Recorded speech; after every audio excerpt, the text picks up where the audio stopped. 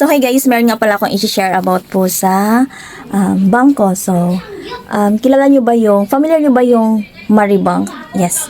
Yung Maribank guys ay, hindi ko naman talaga siya nadidiscoveryhan. So, ako kasi sa tindahan ko, may tindahan pa ako. Tindahan ko, nag-cash in, cash out po ako. So, meron mga nag-scatter. So, mayroon mga nag-scatter na gusto nilang i-send doon sa bangko kasi hindi na daw nila magamit yung GCash, Maya ko kasi naka-attach na doon sa account nila. So, kailangan daw ng ibang bangko. So, yun. Tinatanong nila kung meron ba daw akong Maribank. So, nadiskubrihan ko siya. Sabi ko, what if nagagawa ko ng Maribank? Gumawa ako. Nag-send. So, ipapakita ko dito guys paano ko siya gawin. Mabilis na naman siya gagawin kasi download mo lang yung apps na yan, Maribank. So, ito yung logo niya. So, ang pagkakalam ko dati kasi, siya daw ay Cbank. Basta yun, hindi ko masyadong familiars. Basta, dati daw siyang ibang pangalan. Cbank ba?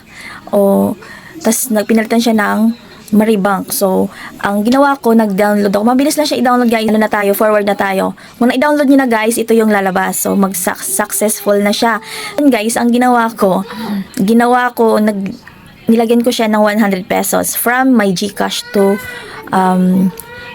to Maribank. So dumating na siya. Alam mo, kinabukasan, na-amaze ako guys na nagkaroon po siya ng points. So piso, dos, ganon. Tapos after 2 days dumating yung earn. Basta dito ipapakita ko siya guys. Meron po akong 15 pesos. So, ganun ba talaga yun? Tatanungin ko sa inyo. Ganun ba what if kaya kung hulugan ko siya ng 1,000? So, malaki kaya siguro talaga ang earn niya, yung points niya. Yun. So, ipapakita ko dito guys. So, ito na siya guys. Sabi po dito sa results ay ready within 2 banking days. So, hindi siya inabot ng 2 days. Bandang hapon, na-verified na po ako. So, nung bandang hapon, binuksan ko siya, na-verified na po ako. And then, yan po yung laman niya. Zero pa tayo kasi kaka-open pa lang natin. And then, pwede nyo rin po siyang kalikutin dyan.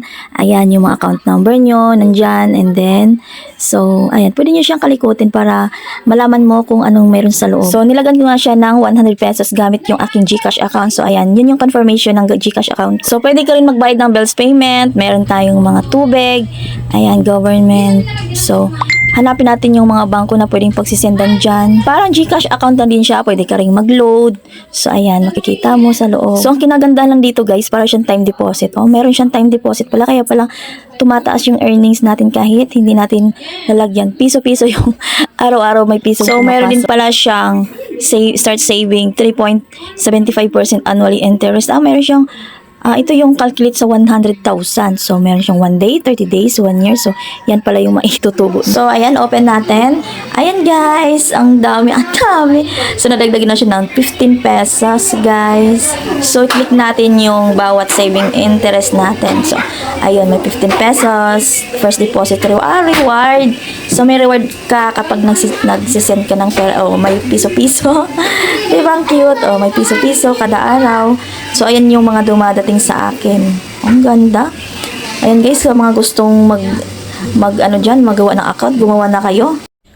Ayan, di ba? Ang ganda niya guys. Kung gusto niyo gumawa ng account, gumawa na kayo. Kasi ang ganda niya. Maganda siya imbakan ng pera. Safe naman daw siya. And then, pwede niyo rin pong siyang i-scan to bank. Sa cellphone, i-scan niyo na lang siya. So, ayan, meron naman siyang, tsaka naglalagay din ako doon sa labas ko ng QR code. Yan, pwede na rin po siyang i-scan. Ayan, bye-bye. Thank you guys sa pag-share ko nito. Sana, thank you pala guys sa mga nanonood nito para sa mga hindi alam na alam niyo rin, para malaman niyo rin. So, ayan. See you, bye. Bye guys, in my next vlog.